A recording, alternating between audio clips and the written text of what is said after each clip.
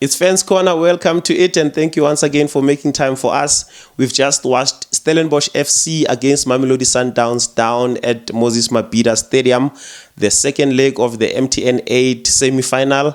Stellenbosch winning that game by 1-0, which takes the aggregate to 2-0 to Stellenbosch FC, which officially means Mamelodi Sundowns are eliminated from the semi-finals of the MTN8, and that means we are going to see Stellenbosch FC taking on Orlando Pirates in the finals of the MTN8 for this season.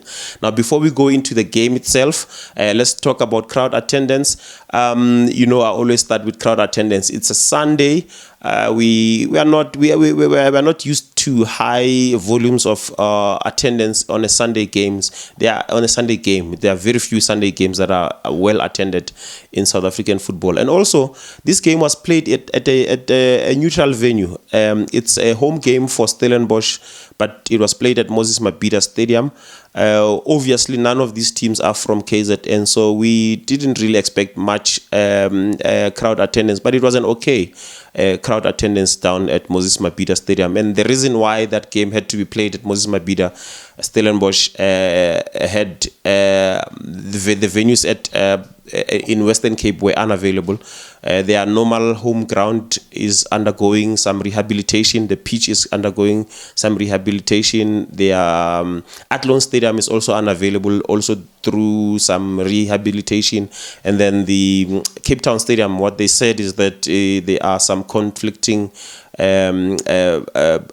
fixtures. There's a rugby fixture that is planned, so it wasn't going to work for them. That's why they opted to play their game at Moses Mabhida in KZN. I would have thought they would opt to go to Eastern Cape, which is closer to Western Cape, but I guess also the traveling from Pretoria to KZN was easier for them. Remember, they played on Wednesday in Pretoria. It would have been easier to travel from Pretoria to KZN than to travel to Eastern Cape, but it worked, I guess, for them because they won the game.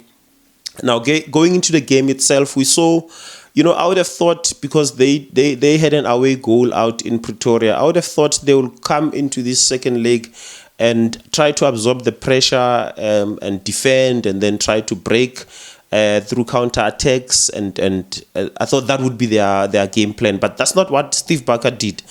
Actually, if you look at the game, the first 20 to 25 minutes of the game, you saw Stellenbosch taking the game to Mamelodi Sundowns. And it's not something that we see very often in South Africa. There are not a lot of teams that take on Mamelodi Sundowns head on the way Stellenbosch did today. You saw them attacking Mamelodi Sundowns without any fear, with such bravery.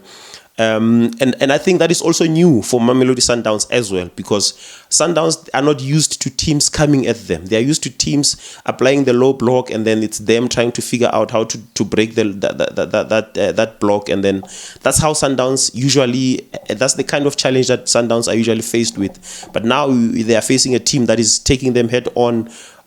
Without any fear. So it was also new for Sundowns. That also counts towards Stellenbosch frustrating this Mamelodi Sundowns, because it's not something usual that they deal with. And also remember, Sundowns are having a new coach now, a new head coach. Well, he's not new. He's been there for a long time, but now at the helm of Sundowns. So there are a few things that are obviously not going to be the same as the previous seasons.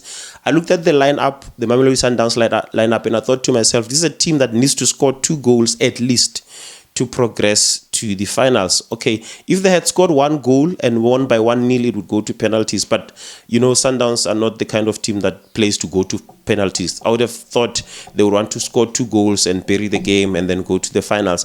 But looking at the starting 11, I didn't think, it didn't look like a team that is going to to have fun in trying to win the game, because I thought this is a must-win game. You are trying to score goals.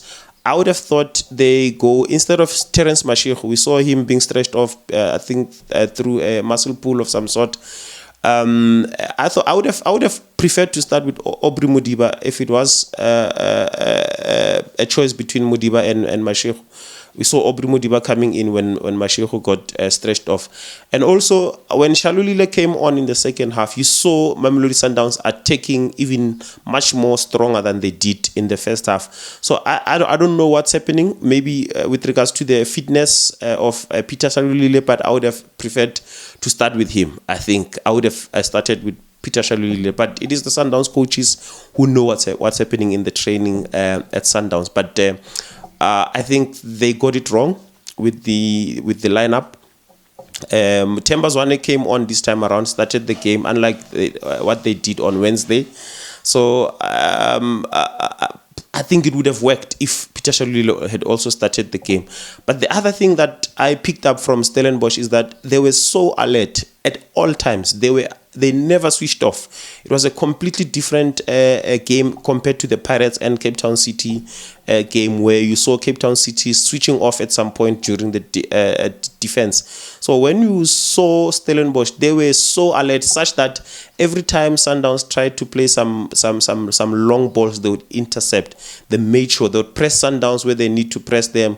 They would intercept some of those passes where it's possible for them. So they were super alert, and that's where you have to give credit to Steve Barker for making sure that the team plays to win. They did not want to play for a draw. They looked like a team that wants to play for the win, and I have to give credit to the coach and also the players as well. So that was a great game. So now, going into the final, we know Pirates is going to play Stellenbosch in sometime in October for the final.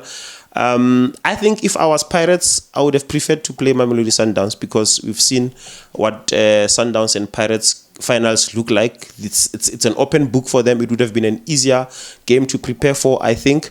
And also looking at the fact that Sundowns have some changes in the technical team. So I think Pirates, it would have been easier for them to prepare for Sundowns than it is going to be for Stellenbosch FC. I think this one is going to be a little bit trickier. But I did say in my video after the Pirates and Cape Town City game that whoever wins the game between Stellenbosch and Sundowns, I still think Pirates stand a better chance of winning the final, regardless of who was going to go to the final. So I still think Pirates is going to probably be a little bit too much for Stellenbosch, but with Steve Barker at the helm of this Stellenbosch FC, anything can happen. But I'm looking forward to this final. It's definitely going to be an interesting one, and I hope that it delivers at the end of the day when the day of the final comes. Now, looking at this Mamelodi Sundowns, are we looking at the Sundowns? Are we looking at the end of an era? I mean, it's a question that I'd like you to answer. If you have time, please let us know on the comment section. Could this be the end of an era for the Sundowns? We haven't seen Sundowns losing 2 games in a row in a long time. We haven't seen Sundowns losing 2 games in a row, let alone losing to the same team twice in a space of about 4 days or so. It's something new, you know. Could this be a new era? Could this be the end of an era for them? We've seen them win the league 7 times in a row.